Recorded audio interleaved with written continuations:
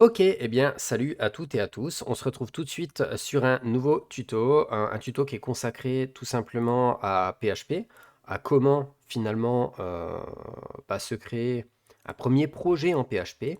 Donc pour ça, je vais aller me loger tout de suite, hop là, dans un nouveau dossier que je vais appeler tuto PHP. Ok, donc j'ai créé un tuto PHP qui est présent ici. Je vais l'ouvrir directement avec VS Code. Je peux fermer celui-ci.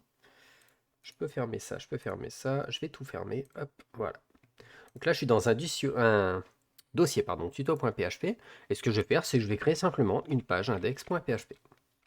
Remarquez que VS Code détecte qu'il s'agit de PHP1 à cet endroit-là. Il se peut que vous ayez d'autres icônes, ça dépend du thème sur lequel vous êtes, du moins du thème d'icône. Le thème d'icône se gère directement ici.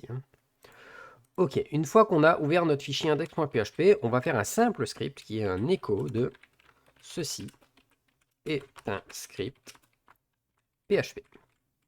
Donc reproduisez mot pour mot et caractère par caractère. Ce que j'ai fait là, on va le découvrir ensemble un petit peu plus tard, mais là dans un premier temps, on va juste vérifier que tout ça fonctionne. Ce qu'on peut faire maintenant, c'est s'assurer que ceci fonctionne bien en affichage directement en ligne. Parce qu'on serait tenté de dire je vais aller faire un go live ici pour voir ce qui s'affiche. Donc on va tenter. Je lance, et là que se passe-t-il? Lui il me voit un fichier index.php sur le serveur émulé. Le problème c'est que même si je clique dessus, il me le télécharge en fait. Donc là, aujourd'hui, PHP ne fonctionne pas avec un GoLive tel qu'on l'a ici. Pourquoi? Parce qu'en fait, GoLive est basé sur un dispositif qui va utiliser JavaScript et va utiliser finalement notre navigateur Internet pour émuler nos contenus. Nous, c'est pas du tout ce qu'on veut. Nous, ce qu'on veut, c'est un vrai serveur PHP. Et PHP est un langage qui est fonctionnel côté serveur, contrairement à JavaScript qui est côté navigateur. C'est-à-dire qu'on va être obligé d'émuler un mini serveur interne à notre ordinateur qui est capable d'interpréter finalement et d'afficher le contenu de nos fichiers PHP et d'exécuter les scripts qui sont à l'intérieur comme celui-ci.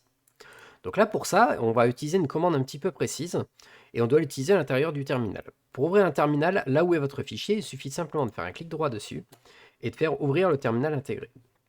Vous allez tomber directement dans le dossier là où vous vous situez et là où est présent votre fichier. Donc à l'intérieur de ce dossier, on a bien le fichier index.php. Ensuite, à cet endroit, on va utiliser la commande PHP qui maintenant est fonctionnelle puisque nous l'avons installée dans la précédente vidéo. Et ici, on va faire un "-s" majuscule, donc comme serveur, mais c'est bien un majuscule. Et on va écrire simplement localhost puisque nous allons travailler en localhost, en réseau local. Et on doit lui spécifier un port. Par convention, on utilise souvent le 8000. Vous pouvez très bien utiliser le 8100, 8001, 8007. Vous utilisez celui que vous souhaitez. Simplement, c'est vrai que par habitude, on a tendance à mettre 8000. Je valide.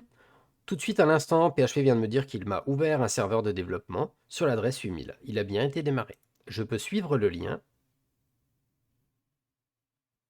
On patiente un petit peu. Et j'ai bien l'affichage en fait de mon script qui est présent. Donc ici, je peux même rajouter en fait finalement des points d'exclamation. Je reviens, je suis obligé de rafraîchir, je précise, puisque nous sommes sur un serveur web et non pas sur du local. Donc, même s'il est sur localhost, on n'est pas en local, hein, c'est un serveur qui est émulé. Donc, je suis obligé de rafraîchir pour voir les modifications, contrairement à JavaScript ou HTML qui, lui, aurait pu avoir un hot reload. Donc là, on est toujours obligé de rafraîchir. Petite particularité de notre ami PHP. Ok, nous avons créé notre premier fichier PHP, on a écrit notre premier script, qui est simplement un script echo.